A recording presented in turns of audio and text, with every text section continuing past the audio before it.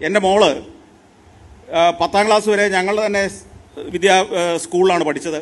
അത് കഴിഞ്ഞപ്പോൾ അവൾ എൻ്റെ പിതാവാണെന്ന് സ്ഥാപനത്തിൻ്റെ ചെയർമാൻ ഇപ്പോഴും അതെ അദ്ദേഹത്തോട് ഇന്ന് പറഞ്ഞു, അച്ഛാ എനിക്ക് നമ്മുടെ സ്കൂളിൽ തന്നെ 1ാം ക്ലാസ് മുതൽ പഠിച്ചതുകൊണ്ട് മാർക്കെല്ലാം അവൾ ടോപ്പാണ്. എനിക്ക് കിട്ടുന്ന ഈ മാർക്കിൽ എനിക്കൊരു സംശയമുണ്ട്. അച്ചാച്ചനെ പേടിച്ചിട്ട് ഈ ടീച്ചേഴ്സ് എനിക്ക് ഫ്രീ ആയിട്ട് മാർക്ക് തരുന്നുണ്ടോ എന്ന് എനിക്കൊരു സംശയം. അതുകൊണ്ട് 10ാം ക്ലാസ് കഴിഞ്ഞ് ഞാൻ മറ്റേതെങ്കിലും ഒരു സ്കൂളിൽ പോയി 2 വർഷം പഠിക്കട്ടെ. എനിക്ക് എത്ര മാർക്ക് കിട്ടുമെന്ന് എനിക്കൊന്നും അറിയാമല്ലോ കൃത്യമായിട്ട്.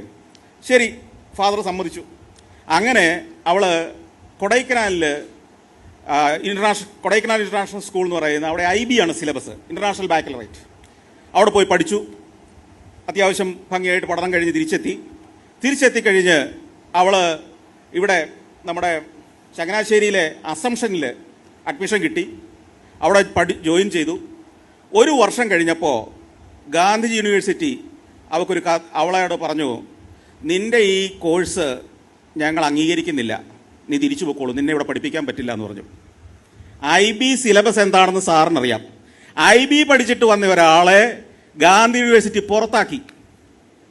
സത്യമാണ് ഞാൻ പറഞ്ഞത്. എൻ്റെ മകളുടെ ഒരൊറ്റ വർഷം നഷ്ടപ്പെട്ടു. IB എന്താണെന്നറിയാത്ത കിഴങ്ങന്മാരാണ് ഗാന്ധി യൂണിവേഴ്സിറ്റി ഇരിക്കുന്നതെന്ന് മുൻ വൈസ് ചാൻസലറിനെ മുമ്പിൽ ഇരുത്തിക്കൊണ്ട് ഞാൻ പറയുക.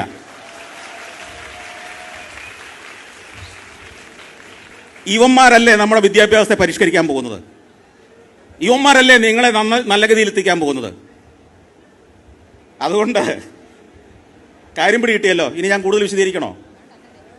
പിന്നെ അവള് അതേ മാർക്കുമായിട്ട് ബാംഗ്ലൂർ അവർക്ക് അഡ്മിഷൻ കിട്ടി. അവൾക്ക് അവളുടെ മികവ് വെച്ചിട്ട് ആ 1 വർഷം അവർക്ക് കോമ്പൻസേറ്റ് ചെയ്ത് കൊടുത്തു. അവൾക്കൊരു വർഷം നഷ്ടപ്പെട്ടില്ല. അതാണ് വ്യത്യാസം. ഇതാണ് നമ്മുടെ വിദ്യാഭ്യാസത്തിൽ വരേണ്ട മാറ്റം. ഇത് വരുമ്പോൾ നിങ്ങളുടെ മനോഭാവവും മാറും, സമൂഹത്തിൻ്റെ മനോഭാവം മാറും, തൊഴിലെടുക്കുന്നത് മാന്യമാണെന്നുള്ള ചിന്തയും ഉണ്ടാവും. ഓക്കെ. സന്തോഷ് ജോർജ് കുളങ്ങര സാറിൻ്റെ ഒരു പ്രത്യേകതയാണ് ഈ എന്തും തുറന്നടിച്ച് പറയുക എന്നുള്ളത്. എന്തായാലും സാബു സാർ അത് അതിൻ്റെ സ്പിരിറ്റിൽ തന്നെ ഉൾക്കൊണ്ടു വേണ്ട മാറ്റങ്ങൾ വരുന്നു. അതേ ചോദ്യത്തിന് ഒരു പക്ഷെങ്കിൽ സാബു സാറിന് എന്തെങ്കിലും പറയാനുണ്ട്? ആ ചോദ്യം ഒരിക്കൽ കൂടി ഒന്ന് ആവർത്തിക്കുമോ? ചോദ്യം ആവർത്തിക്കേണ്ട കാര്യമില്ല. സ്കില്ലിങ്ങിനെ പറ്റി ചോദിച്ചു. സ്കില്ലിങ്, അതായത് ഞാൻ 2-3 എക്സ്പീരിയൻസ് ഷെയർ ചെയ്യാം. ഒന്ന്, മഹാത്മാഗാന്ധി സർവകലാശാലയിൽ ഞാൻ ജോലി ചെയ്യുമ്പോൾ കാനഡയിൽ ഒരു വിസിറ്റിംഗ് ഫെലോ ആയിട്ട് പോയി. അപ്പോൾ എൻ്റെ കൂടെ ബാച്ചിലർ ഓഫ് സയൻസിന്, കാനഡയിലൊക്കെ 4 വർഷമാണ് bachelor of science. Bachelor of സയൻസിൽ പഠിക്കുന്ന കുട്ടികൾ എൻ്റെ കൂടെ പ്രോജക്റ്റ് ചെയ്യാൻ വന്നു. അപ്പോൾ കനേഡിയൻ വിദ്യാർത്ഥിനികൾ അവരുടെ BSc കംപ്ലീറ്റ് ചെയ്യണമെങ്കിൽ ഒന്നാമതൊരു പ്രോജക്റ്റ് ചെയ്യണം. മെഷീൻസൊക്കെ ഓപ്പറേറ്റ് ചെയ്യാനുള്ള സ്കിൽ അവർക്ക് വേണം. എൻ്റെ കൂടെ റിച്ചാർഡ് പസൂർ എന്ന് പറഞ്ഞൊരു പയ്യൻ 1 വർഷം വർക്ക് ചെയ്തു. എല്ലാ മെഷീൻസും അദ്ദേഹം ഉപയോഗിക്കാൻ പഠിച്ചു. സ്പെക്ട്രോസ്കോപ്പി 3 അദ്ദേഹം എൻ്റെ കൂടെ പഠിച്ചു. മെക്കാനിക്കൽ ടെസ്റ്റിംഗ് മെഷീൻ, ഇങ്ങനെയുള്ള മെഷീൻസിൻ്റെ എല്ലാം സ്കിൽ അദ്ദേഹം 1 വർഷത്തിനകം നേടിയെടുത്തു. And eventually he publish N excellent paper with me. അപ്പം നമ്മുടെ വിദ്യാഭ്യാസ മേഖല ഒരു വലിയ കുഴപ്പമെന്ന് പറയുന്നത്, BTech വിദ്യാർത്ഥികൾക്കും BSc വിദ്യാർത്ഥികൾക്കും ഒക്കെ, ബാച്ചിലേഴ്സ് പഠിക്കുന്ന വിദ്യാർത്ഥികൾക്കും മാസ്റ്റേഴ്സിന് പഠിക്കുന്ന വിദ്യാർത്ഥികൾക്കും കമ്പിറ്റൻസി, സ്കില്ല് വളരെ കുറവാണ്. ഞാൻ IIT മദ്രാസിൽ പോയി.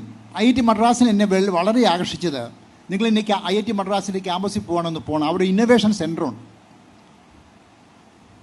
നിങ്ങളുടെ ക്ലാസ്സൊക്കെ കഴിഞ്ഞ് എപ്പം നിങ്ങൾ ഫ്രീ ആവോ, innovation centre is always open. 24 hours innovation centre ഓപ്പണാണ്. ധാരാളം മെഷീൻസ് അവിടെയുണ്ട്. Mechanical machines, electronic machines, biomedical machines. ഇവിടെയെല്ലാം പോയി കുട്ടികൾക്ക് വർക്ക് ചെയ്യാം. സപ്പോസ് യു ആർ ഒരു സിവിൽ എഞ്ചിനീയറിംഗ് വിദ്യാർത്ഥിയാണ്. Suppose the candidate is interest in chemistry experience അവിടെ പോയി ചെയ്യാം. ഒരു കെമിസ്ട്രി ഗ്രാജുവേറ്റിന് മെക്കാനിക്കൽ താല്പര്യമുണ്ടെങ്കിൽ മെക്കാനിക്കൽ ഇൻസ്ട്രുമെൻറ്റേഷൻ എല്ലാം അവിടെ ചെയ്യാം. അപ്പോൾ അങ്ങനെ ധാരാളം സ്കില്ലിങ്ങിനുള്ള പോസിബിലിറ്റി IIT മദ്രാസ് കൊടുക്കുകയാണ്. ഞാൻ പറയുന്നത് നമ്മുടെ കോളേജുകളൊക്കെ കുട്ടികൾക്ക് അഡീഷണൽ സ്കില്ലിംഗ് പ്രോഗ്രാം വളരെ സ്ട്രോങ് ആയിട്ട് വേണം. അവരെ ഇൻറ്റേൺഷിപ്പിന് വിടുക. ഞാൻ വേറൊരു എക്സാമ്പിളോട് ഞാൻ നിങ്ങളോട് പറയാൻ ഉദ്ദേശിക്കുന്നത്, ഞാൻ ഫുൾ ബ്രൈറ്റ് ഫെലോ അമേരിക്കയിൽ പോയി. അമേരിക്കയിൽ ഏതാണ്ട് 20 സർവകലാശാല നടന്ന് കണ്ടു. Fulbright commission took me to 20 universities. ഫിലഡൽഫിയയിലെ ഒരു പ്രസിദ്ധമായ സർവകലാശാലയെ കൊണ്ടുപോയി. എൻ്റെ പേര് പെട്ടെന്ന് മറന്നുപോയി. അവിടുത്തെ എൻജിനീയറിംഗ് പ്രോഗ്രാം എന്ന് പറഞ്ഞാൽ 5 വർഷം. ഈ അവസാനത്തെ ബാക്കിയുള്ള സർവകലാശാലകളിലൊക്കെ 4 വർഷം എഞ്ചിനീയറിങ്. ഈ അവസാനത്തെ 1 വർഷം അവരെന്ത് ചെയ്യുമെന്ന് ചോദിച്ചാൽ വിദ്യാർത്ഥികളെ കമ്പനികളിലേക്ക് വിടും. ഇപ്പം എൻ്റെ മനസ്സിലേക്ക് വന്നു, ആ യൂണിവേഴ്സിറ്റി പേര് ഡ്രക്സൽ. നിങ്ങൾ ഗൂഗിളിൽ നിന്ന് കൊടുത്ത് നോക്കിയാൽ ഡ്രക്സൽ യൂണിവേഴ്സിറ്റി, ഫിലഡൽഫിയ. അപ്പോൾ ഡ്രക്സലിൽ എഞ്ചിനീയറിംഗ് കഴിഞ്ഞ വിദ്യാർത്ഥികൾക്ക് എല്ലാം ജോബ് ഗ്യാരണ്ടീഡാണ്. കാര്യം ഈ അവസാനത്തെ 1 വർഷം അവർ സ്കില്ലിങ്ങിന് വേണ്ടി ഇൻഡസ്ട്രി വിടുക. 1 വർഷം, 5 വർഷം. അപ്പം നമ്മുടെ വിദ്യാഭ്യാസ മേഖലയിൽ ഞാൻ പറയുന്നത് സ്കില്ലിംഗ് ഒരു വളരെ ഇമ്പോർട്ടൻ്റ് ആയ കമ്പോണൻ്റ് ആയിരിക്കണം. നമ്മൾ പഠിക്കുന്ന വിഷയങ്ങൾ തന്നെയല്ല, പല പല വിഷയങ്ങളിൽ കുട്ടികൾക്ക് സ്കില്ലിങ്ങിൻ്റെ പോസിബിലിറ്റി കൊടുക്കണം. ഞാൻ പറയുന്നത് ഗ്രിഗോറി ഇൻസ്റ്റിറ്റ്യൂട്ടിൻ്റെ അധ്യാപകർ IIT മദ്രാസിലെ ഇന്നൊവേഷൻ സെൻറ്റർ ഒന്ന് കാണണം. ഞാൻ പറഞ്ഞത് അതുപോലൊരു ഇന്നൊവേഷൻ സെൻറ്റർ ഈ കോളേജിൽ തുടങ്ങണം. കുട്ടികൾക്ക് പല മേഖലകളിൽ നമ്മൾ സ്കില്ലിങ് കൊടുത്തു കഴിഞ്ഞാൽ അവർക്ക് എൻ്റർപ്രന്യൂറിയൽ സ്കില്ലും ധാരാളം സ്റ്റാർട്ടപ്പ് കമ്പനി തുടങ്ങാനുള്ള സ്കില്ലും ഒക്കെ അവർക്ക് അറ്റൈൻ ചെയ്യാൻ പറ്റും. ഇതാണ് എൻ്റെ ആൻസർ സ്കില്ലിങ്ങിനെ പറ്റി.